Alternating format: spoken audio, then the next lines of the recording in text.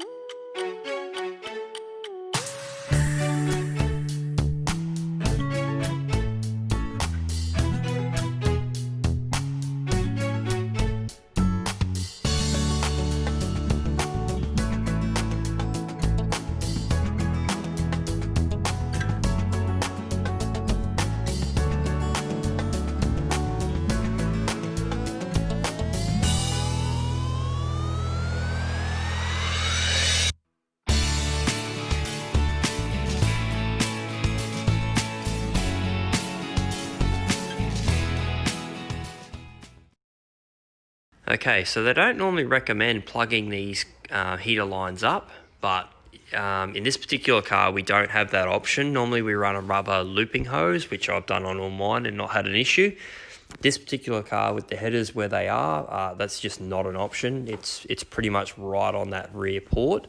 So yeah, that's just a potential failure waiting to happen. So we're going to drill and tap and thread some bungs in this one.